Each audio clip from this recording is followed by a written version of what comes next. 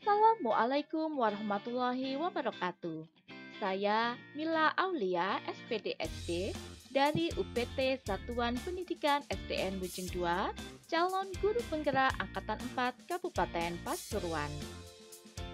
Kali ini saya akan mempresentasikan tugas dari modul 3.1.A.4.1 Eksplorasi konsep prinsip pengambilan keputusan. Berikut ini adalah landasan pemikiran ketika kita menghadapi dilema etika dan rujukan moral. 1. Melakukan demi kebaikan orang banyak. 2. Menjunjung tinggi prinsip-prinsip atau nilai-nilai dalam diri Anda. 3. Melakukan apa yang Anda harapkan dari orang lain akan lakukan kepada diri Anda. Terdapat 3 prinsip pengambilan keputusan. 1. Berpikir berbasis hasil akhir atau ends-based thinking. 2. Berpikir berbasis peraturan atau rule-based thinking. Dan yang ketiga adalah berpikir berbasis rasa peduli atau care-based thinking. Kali ini saya akan melaksanakan video wawancara tentang prinsip pengambilan keputusan. Saya Mila Aulia, calon guru penggerak, bersama rekan saya, Ibu Supia sebagai rekan calon guru penggerak.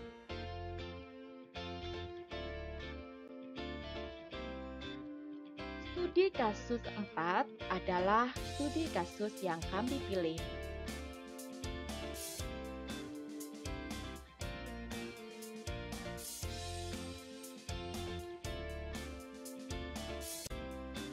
Dan berikut ini adalah video wawancara yang kami laksanakan. Selamat menyaksikan. Selamat pagi Bu Supia. Selamat pagi Bu Mila. Tumben ada apa? Ada yang bisa saya bantu? Iya Bu. Jadi begini, saya kan mengikuti program pendidikan guru penggerak. Nah, kali ini saya mempelajari modul 3.1 tentang pengambilan keputusan dalam pembelajaran. Nah, saya ada tugas nih Bu, yaitu melakukan wawancara dengan rekan sejawat. Saya memilih Bu Supia, rekan sejawat saya, untuk memberikan tanggapan pada studi kasus Tentang? Nah ini, jadi begini, ada sebuah kasus, saya bacakan dulu ya Bu Sup. Pak Budiman merupakan guru matematika di SMP Karunia. Pak Budiman dikenal sebagai guru yang rajin, ramah, penyabar, dan disukai banyak murid. Nah, suatu hari saat Pak Budiman ini sedang mengajar di jam pelajaran di kelas 8A, tiba-tiba datang orang tua salah satu siswa di sana, yaitu orang tua dari Abdul. Beliau datang di depan pintu kelas 8. Nah, nama beliau Bapak Anwar. Beliau datang dengan mengacungkan parang sambil berteriak dan memanggil-manggil Abdul agar segera pulang untuk ikut panen ikan di tambak. Nah, sontak Pak Budiman merasa kaget dan takut. Demikian juga dengan murid-murid yang lainnya. Abdul hanya bisa menangis ketakutan dan bersembunyi di pojok kelas sambil berteriak tidak mau pulang. Dalam situasi dan kondisi seperti itu, nah sekarang kita bayangkan Bu Supia, dalam situasi dan kondisi seperti itu, apa yang akan Ibu lakukan bila berada di posisi Pak Budiman? Wah, Bu Mila, ini kasus yang luar biasa. Iya, karena apa? Ini sudah menyangkut dengan nyawa. Ya. Karena bawa parang tadi. Iya, karena beliaunya bapaknya itu sudah bawa parang. Mau tidak mau, guru yang sedang mengajar otomatis kan dia tidak siap. Iya. Kalau kita fight di gelanggang udah siap. Oh, ini bakal lawan saya. Tapi kalau gitu kan bagaimana ya seorang guru kalau sudah didatangi orang tua kayak membabi buta, bawa pedang. Nah, otomatis bukan hanya gurunya saja ini, siswanya, muridnya juga merasa gemetar semua Bu Mila kalau seperti gini. Tapi sebelumnya kasus ini hampir sama dengan yang pernah saya tangani. Oh, pernah. Saya berkecimpung di dunia persilatan. Waktu itu ada seorang atlet yang memang sudah digadang-gadang beliaunya akan mendapat medali. Nah, ini masih usia sekolah juga ya? Masih SMA. Nah, SMA juga. Nah, beliaunya itu rajin latihan dan mengikuti terpilih latihan puslacap di tingkat kabupaten untuk melanjut ke Jawa Timur. Nah, ke jenjang daerah. Nah, di sini di tengah-tengah situ awalnya orang tua menyetujui itu dia bergembira anaknya masuk ke puslacap. Karena beliau jelas-jelas memang rata-rata kalau di daerah lingkup tambak ya, boleh dikatakan tambak itu daya tambak juga ini. Iya, jadi dayanya itu orang tuanya itu agak SDM-nya agak di bawah.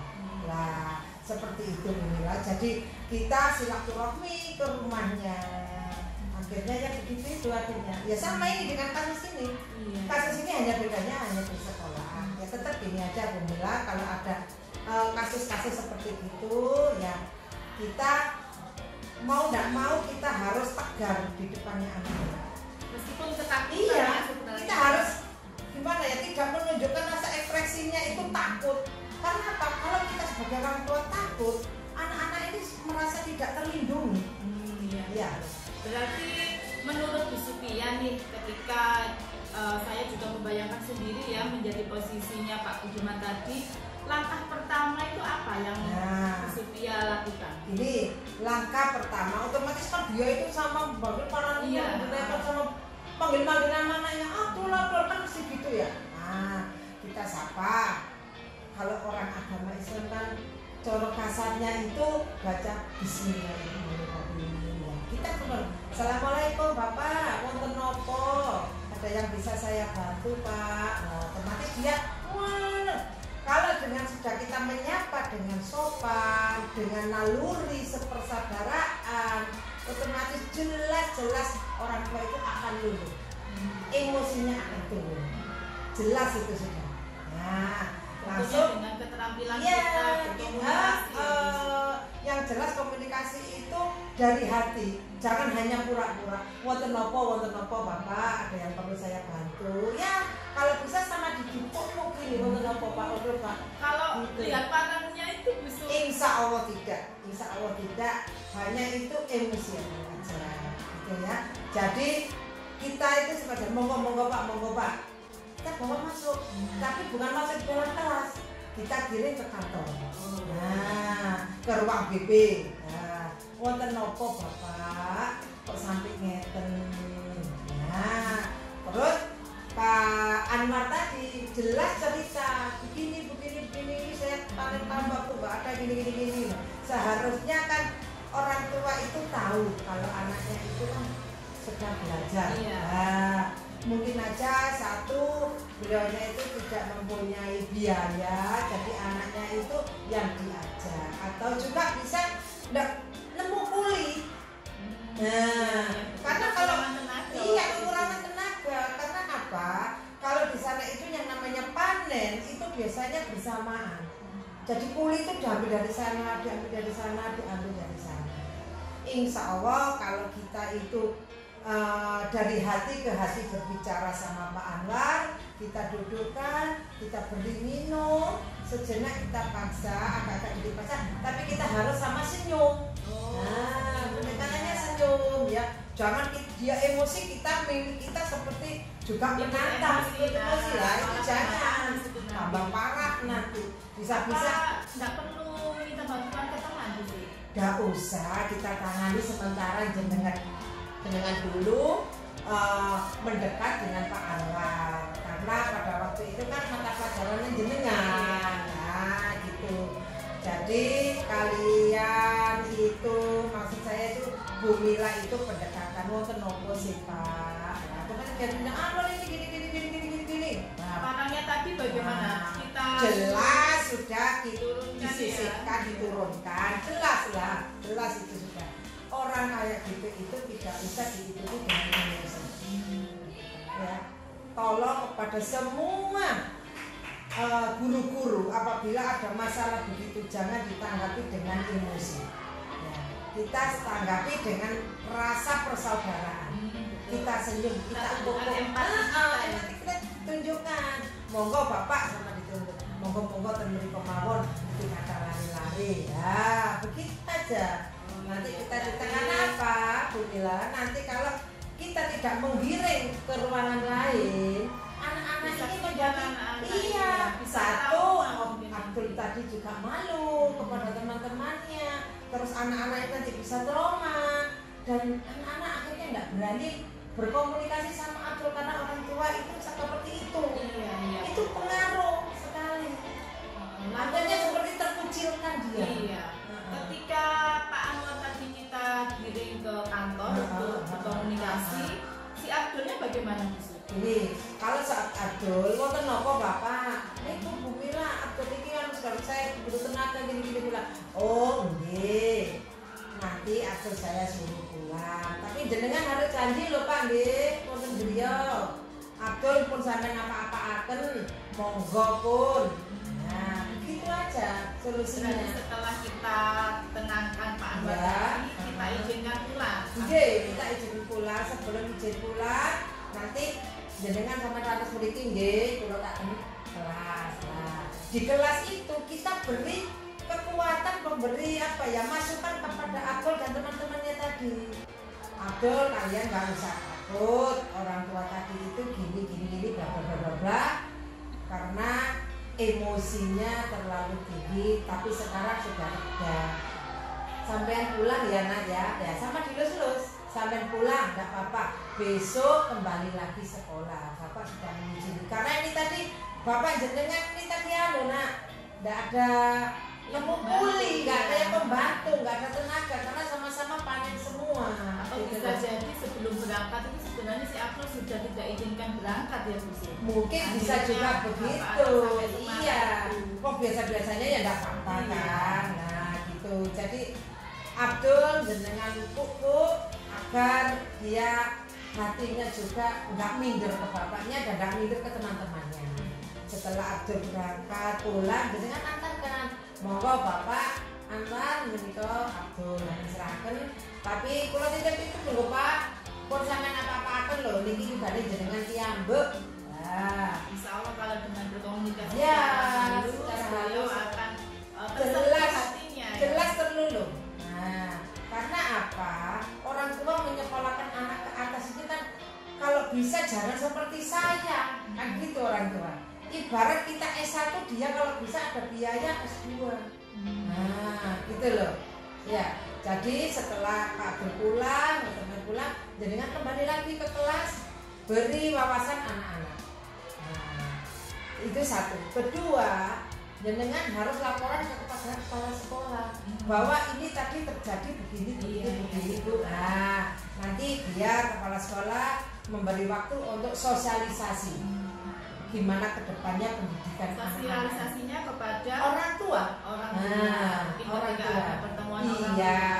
Karena kalau SMA itu orang-orang desa itu kan orang kampung, orang desa, apalagi orang tambahan itu kan, oh enggak usah sekolah, yang penting kerja kamu sudah dewasa gitu lah. Itulah yang harus kita beri wawasan. Monggo kalau kebetulan kepala sekolahnya mau menggait sama kepala desa itu lebih baik Bu. Oh iya, jadi lebih banyak pihak yang terkait. Iya.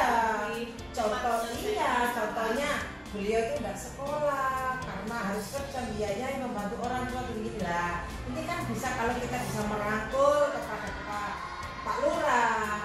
Terus Pak Lurah nanti bisa solusinya itu mencari dana bagi orang-orang yang mampu di sekitar situ. Nah itu kan lebih baik karena pemerintah itu juga sudah memberi bantuan. Iya betul. Tapi bantuan itu apakah cukup dengan segitu banyaknya siswa? Nah kita libatkan masyarakat akan tahu lah itulah satu-satunya jalan bagaimana kita meredam kejadian yang dialami oleh Pak Budiman. Begitu juga Bu Mila harus tataklah hatinya di depannya anak-anak itu harus banyak belajar kan Bu Supiya. Wah, Mbak Suka. Gitu loh. Kita sebagai orang tua bagaimana kita takut, kita harus akan loh gagah gitu loh orang tuamu. ibarat induk itu Kalau itu bukan anak-anak. iya, induk ayam itu loh nutupi, melindungi anaknya yang mau diambil elang apapun yang terjadi. Iya, gitu loh. Jadi kita sebagai guru adalah kalau di sekolahan, siswa adalah anak kita. Iya, anak kita. Dan anak kita itu jam 7 sampai jam 2. Nah, itu yang kita banyak harus sekali waktunya dihabiskan di sekolah. iya, waktunya banyak yang tadi habisnya di sekolahan dan juga merasa guru ini adalah panutan. Contohnya, Seperti tadi anak-anak melihat yang dilakukan Pak Budiman bisa memberikan contoh yang baik untuk anak-anak. iya, gitu loh. Jadi anak-anak juga itu bisa mengerti, oh kalau di rumah aku harus membantu orang tua. Jadi dia bisa membagi waktu. Oh ini waktuku belajar, waktuku ini mengerjakan ini, lihat orang tua seperti ini. Kalau jangan kan sekarang mobil HP terus ya lah itulah. Kita tunjukkan kasih sayang. Iya, kasih sayang juga, begitu juga. Iya, bisa juga gini Bu, saking akrabnya seperti Pak Budiman itu kan terkenal baik. Iya. Nah, terkenal baik. Kita itu komunikasi seperti orang tua saja. Kalau anak sudah besar itu Bu Mila ya, yang dianut itu gurunya. Orang tua bisa jadi Orang kalah, tua ya. itu kalah. Kalau gurunya bilang si A, bilang A, dia nurut. Padahal orang tua ini orangnya belum tentu lah. Makanya kadang-kadang orang tua itu bilang, lah gimana orang tua? Pak keren lah. Itu seharusnya juga itu masukan. Harusnya gurunya itu orang gurunya kalau ada wali murid lapor seperti gitu, jenengan sebagai guru penggerak, jenengan harus tangkap. Nah, bukan hanya kepada jenengan aja dilapori. Ya, jadi masalah apa? Bukan masalah matematika aja, bahkan bisa menjadi guru BP. Nah, tidak hanya guru matematika aja, seperti segalanya. Ya, kalau kasarnya gaduh-gaduh lah, ini di sekolahan ini anak kita semua. Jadi tidak hanya menangani kasus jenengan saja. Kalau toh ada temannya tidak bisa mengatasi, jenengan boleh masuk gitu loh, boleh bantuan. Jadi guyup nomor 1 itu guyupnya, kolaborasinya itu bagus. Insya Allah sekolahan ini akan maju dengan sendirinya. Sudah keluar sendiri nanti Bu. Oh gurunya ini rukun. Oh ini siswanya begini. Itu nanti akan keluar sendiri karena apa? Karena kinerja kita, kekompakan kita. Kebiasaan positif. Iya, kekompakan kita akan lihat. Gitu loh. Jadi enggak hanya satu melotot aku guru matematika, saya guru bahasa Indonesia ada kasus biar lalu. Jangan gitu ya. Jadi kita menyatu, kita silaturahmi sama wali murid itu memang lebih utama. Jadi pendekatan itu yang utama. Itu bilang. Baik, Bu, luar biasa sekali tanggapan dari Bu Supriya kepada kasus yang dialami Pak Budiman tadi. Begitu rinci dan langkah-langkahnya juga sangat jelas. Terima kasih Bu Supriya telah meluangkan waktu untuk program saya ini. Sukses selalu ya Bu Su. Terima kasih. Sama-sama. Dan berikut ini adalah tanggapan dari CGP mengenai pengambilan keputusan oleh rekan sejawat CGP. Bapak Ibu yang saya hormati, setelah saya melakukan wawancara bersama rekan sejawat saya, Ibu Supriya, mengenai studi kasus 4, yaitu kasus Bapak Budiman, ada beberapa hal yang akan saya sampaikan sebagai tanggapan saya. Yang pertama, langkah-langkah yang diambil atau keputusan yang diambil Bu Supriya dalam menghadapi kasus seperti yang dialami Pak Budiman tadi, menurut saya sudah sesuai. Saya katakan sudah sesuai karena dalam prakteknya saya juga membayangkan akan melakukan hal yang sama dengan keputusan Bu Supriya tadi. Hanya terdapat perbedaan dalam langkah-langkahnya. Jadi kalau Bu Supriya tadi langkah awal adalah langsung menemui Bapak Anwar. Kalau saya, ketika saya membayangkan ketika peristiwa itu terjadi, otomatis saya juga fokus pada Abdul, anak Bapak Anwar. Jadi pertama saya akan menemui Abdul dan berkata, mungkin ya waktu itu tenang nak, ibu akan menyelesaikan masalah ini. Nah, setelah menenangkan Abdul, saya langsung menuju ke Bapak Anwar.